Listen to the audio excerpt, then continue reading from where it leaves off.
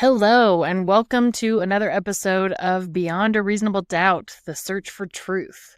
So, in the last few episodes, I talked quite a bit about my past, what I had been through, and how I got to where I was. I didn't touch too much on the business principles or the concrete foundations that I was learning because I wanted to give you a little bit of past about who I am and where I came from. But today we're going to start diving into what I really experienced as the first hint of, I guess, dipping my toe into the water in the mindset world. Now, I'd seen a lot of things, just on social media and things about manifesting and these ideas of, they just seemed, I call them woo-woo, very woo-woo about, think it into existence. And there was this movie that came out. They framed it as a documentary. It was called The Secret, that talked a lot about, well, just think about things and it will create anything you want. And I was very skeptical.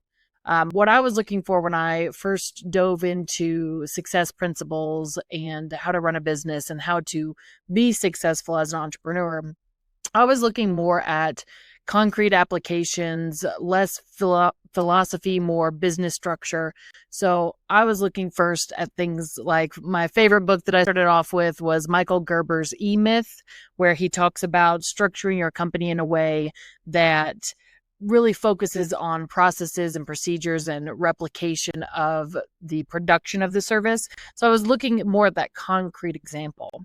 However, the more and more I dug in and researched, the more I realized there was something in addition to proper procedures and structure that had to be a component of success. So I started dipping my toe into the water of different ideologies and different principles of success. And one of the first books I came across was a very old book called As a Man Thinketh.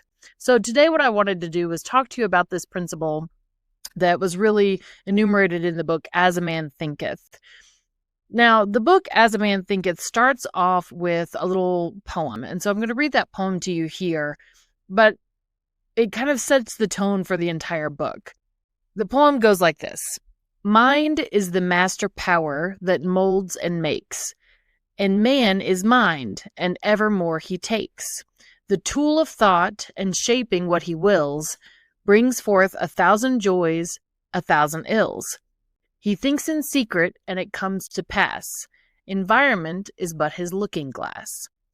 The idea behind this quote, and he proceeded to go on throughout the text and really elaborate on what this poem meant.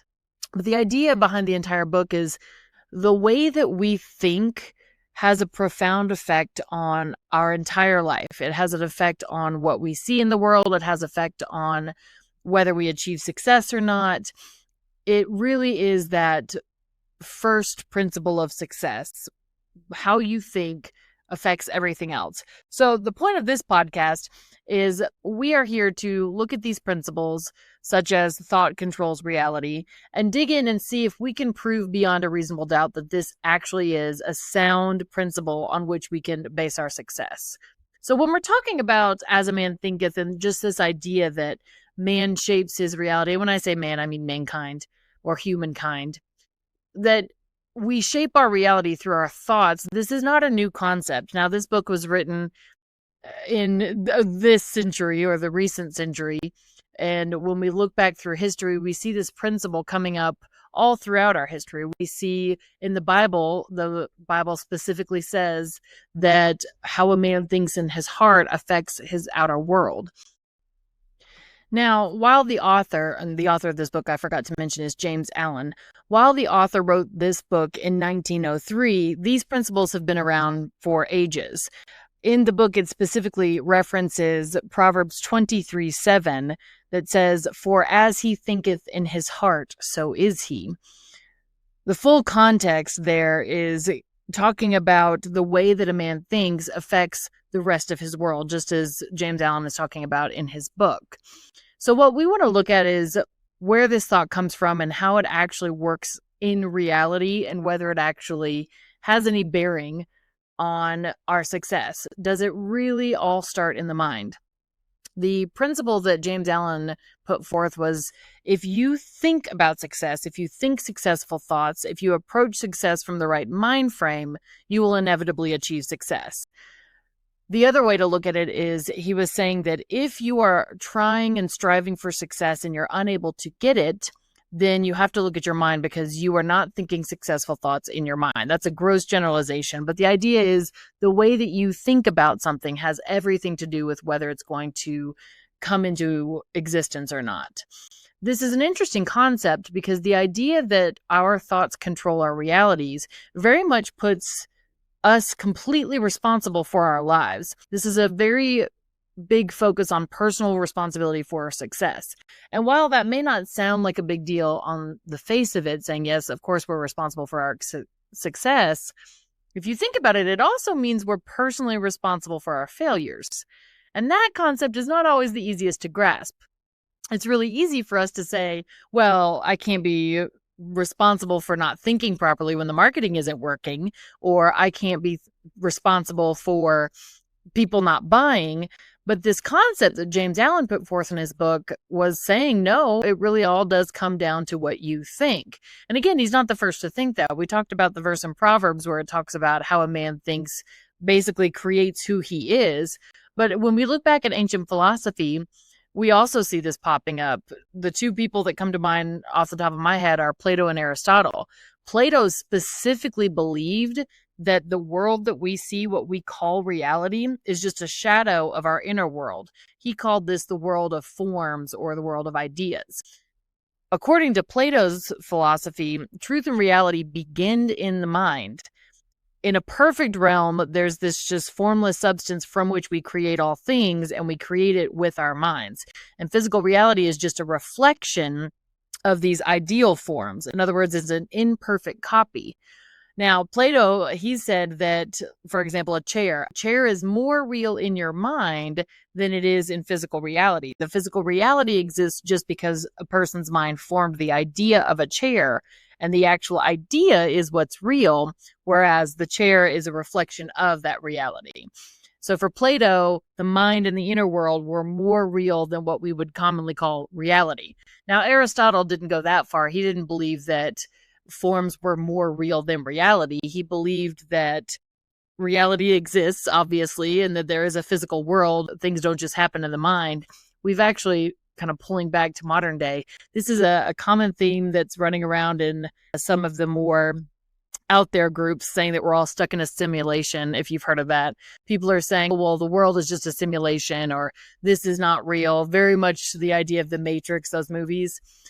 It's not a new thought, though. This comes from a Platonic view of the world being everything is created in your mind, and then what you see outwardly is just a reflection of the inner mind. But going back to Aristotle believed that there is actually a physical world, not that we're in the Matrix and it's all created and we're living in our mind. But he believed that we could affect the outside world through our thought and reason. His biggest thing that he said on this particular topic was that a person can actualize their potential by the way that they think and the way they interact with the world, which makes a lot of sense.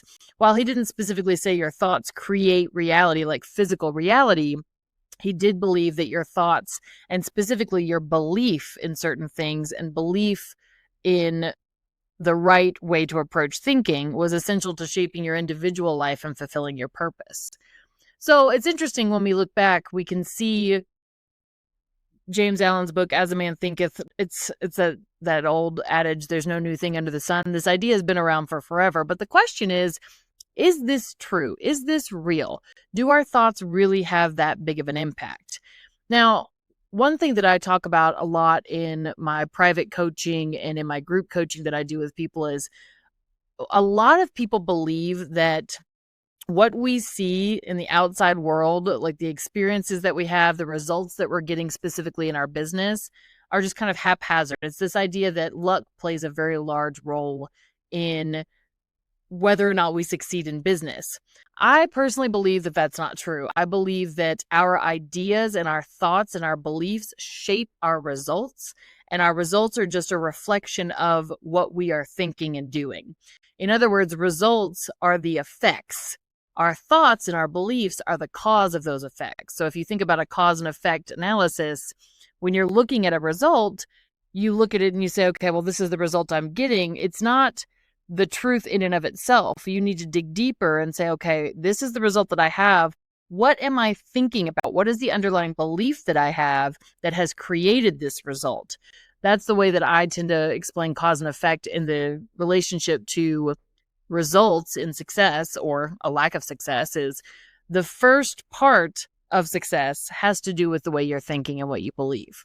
But don't just take my word for it as we dig in. I always want to make sure that we are looking at things beyond a reasonable doubt. And there's more to this than just philosophy. Even though I love philosophy, like I've told you, I have a degree in philosophy and psychology. I could sit here and talk all these abstract philosophical terms all day. There is something that's really interesting that says, okay, Aristotle, Plato, James Allen, the Bible, this idea of thoughts shaping reality might actually be true. And if we dig in to science, we can see that these are actually grounded in quantum physics. When we look at quantum physics explains why or how or that our thoughts shape reality. So, if you're not familiar with quantum physics is a mind-blowing field where this idea of Newtonian physics, so Newton first posited the idea that, an apple falls from a tree, bonks him on the head. He then discovers gravity because very clearly there has to be a force in action that we can't see. And there's this idea of Newtonian physics that we have hard physics that we had for centuries where we would say, okay, the velocity of something compared to, and I'm not a mathematician, but looking at velocity and distance and measuring time and all of these things that would give us concrete calculations of how we understand time, how we understand distance, how we understand how the universe works. That was Newtonian physics that was explaining in very clear mathematical calculations, although the mathematics are way above my understanding. But you could mathematically determine using Newtonian physics what something was going to do based on mathematical calculations. So, for instance, if you had a ball and you had it at the top of a hill, using math, not just common sense, but common sense would tell us this ball is going to roll down the hill. A mathematical formula would also tell you that due to the principles of Newtonian physics, that ball is going to roll down the hill. Quantum physics came on the scene and blew everything up. One of the most well-known quantum physics experiments is what's known as the double slit experiment. Now, this double slit experiment is fascinating. Let me pull up some notes here. It is, when you really dig into what it means and what's going on, it's mind-blowing, but it proves this idea that thoughts actually shape reality. Now, the first double slit experiment was done in 1801 by Thomas Young, and he was a British physicist. He was trying to basically look at light. He wasn't trying to prove quantum physics or quantum theory at all, but he was trying to prove that light behaves like a wave, not like a particle. Now, this was a huge debate in physics back in the 1800s, all the way up through the 1900s, and when we finally got quantum physics, when it was discovered, or where I don't want to say discovered because that means that we didn't know, but when we were able to, the scientific community was able to describe what they were seeing, and it became this term called quantum physics, but I'll get into that in a second. Thomas Young, when he was looking at this, he was trying to prove that light acts like a wave, not a particle. There was a huge debate about, was light a wave or a particle? Now, this may not seem like a big deal, but I'll explain why this is a big deal to what we're talking about here today in a second. But just very, very generally in physics, something either acts like a wave. So when you're thinking of waves versus particles, think of a sound wave or a wave on the water, something that has a wave-like function, or a particle, which is a single dot in space, a single particular thing in space. When you're visualizing this and you're visualizing the difference between a wave and a particle, you would think of a wave as kind of like this. If you're drawing it out, it's like a semicircle it's a circle, but a semicircle expanding out in a wave, and it can cause interference with another wave pattern, whereas a particle is just a single dart of an object. So if you're thinking of it in terms of things that we see in the world, think of a stone being plopped into a pond and it creates these waves that expand out. That's the idea of light behaving like a wave. It ripples out. Versus a particle, which would be like throwing a dart at a board and the dart hits a very specific point. It doesn't ripple out. So Young was trying to prove that light was a wave because previously it had been thought of as a particle. And this is where he did the double slit experiment, where he was basically shining light through a slit to see if it acted like a wave or acted like a particle. Now, again, this is getting really deep into mathematics and physics, and I do not have a degree in this, but basically, when you're looking at whether something behaves as a wave or a particle, if an object or light, I guess it's not an object, but if light were to behave as a wave, what would happen is when it passes through a slit, think about how water, if it passes through a tiny little a tiny canyon or a tiny slit in rock, water, when it goes through, it squishes in and then it expands out and acts as a wave and it goes out. And if there are two slits, then you'll see water coming through one slit and it creates a wave on the other side, water coming out through the other slit and it creates a wave on the other side. And then those waves or the ripples merge and then it affects each other's wave patterns. That's an interference pattern. Another way to think about it is if you've ever been on the water on a boat or in a canoe of some kind, and you're a smaller boat and you're going along and you've got your little waves coming off your boat, and then a much bigger boat passes by, those waves are much bigger than the waves your little boat is making, and those waves interfere with the waves that your boat has and basically override them. That's the idea of a wave. Now, a particle is if you're pushing light through two slits, and a particle, a light is a particle, then it's just going to show up on the other side as a tiny pinprick, a tiny point in space. It's going to be a dot, not a wave, or a particle, not a wave. So that's the idea behind the double slit experiment. They were pushing light through two slits to see if on the other side it either acted like a wave or it acted like a particle. Now again, this first double slit experiment was done in 1801, and he found that we actually had light acting like a wave. It was displaying wave-like properties. So this was a huge deal back in the early 1800s because up until that point, it was a big debate that light was actually a particle, not a wave. But where quantum physics comes in and quantum theory, where it really became popular and became a much more accepted theory of physics, was when people like Niels Bohr, he's a very famous, some people call him the founder of quantum physics, or Werner Heisenberg, they were looking at this same idea with a double slit experiment, looking at whether light behaved as a particle or a wave. So during this double slit experiment, though, they weren't trying to prove that it acted like a wave or a particle because different experiments had shown it could act as both.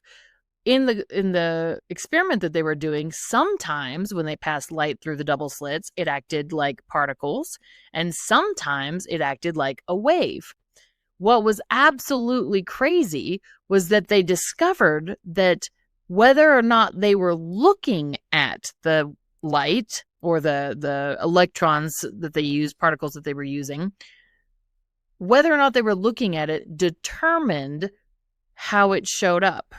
In other words, these double slit experiments would show either a particle or a wave function, but it was determined by what's known as the observer effect. Someone looking at the experiment affected the outcome. So when we're looking at this, when no one was observing it, so basically what they would do, just to reiterate, they had the two slits and they would push things like electrons or photons, basically little pieces of light or pieces of matter through these two slits to see if it showed up as a particle or a wave. When no one was looking at the particles or looking at the photons being shoved through, then the particles went through and acted like waves. They interfered with each other. They created that interference pattern that we talked about, as if it had gone through, one little particle had gone through both slits at the same time, like water. And then the interference on the other side showed waves. But they discovered that when scientists set up a detector to observe which slit the particle was actually going through, the pattern that they saw changed completely. And then instead of noticing waves coming through, they saw the photons or the electrons acting as solid particles, like little bullets going through. So instead of having a wave function on the other side where you had interference and the data was showing an interference pattern, then you just had, when something was actually observing this, you just had two stripes, like you would see from physical matter or particles going through. What this double slit experiment proved was that just by the act of observing the experiment, in other words, literally by the act of measuring what was happening, the scientist changed the outcome. This is wild. This was one of the first times, and this is where quantum physics is so cool. We'll dive into all kinds of theories throughout this podcast, but this was one of the first times that we were able to show with science that conscious observation plays a role in shaping physical reality. So, coming back to the question, can our thoughts shape reality? It has been proven in quantum physics that our minds actually do shape reality at that subatomic level, or the electron level, or the photon level. So this experiment shows us that the act of a human observing something changes the outcome. In other words, what we're thinking about in the experiment has an effect on the experiment itself. Nothing else changed. It was just a human's presence observing something. So, in my mind, this does prove beyond a reasonable doubt that we have the ability to affect reality just with our thoughts. It's not just woo-woo. It's not just science fiction. It's not just some philosophical text that Plato wrote way back when.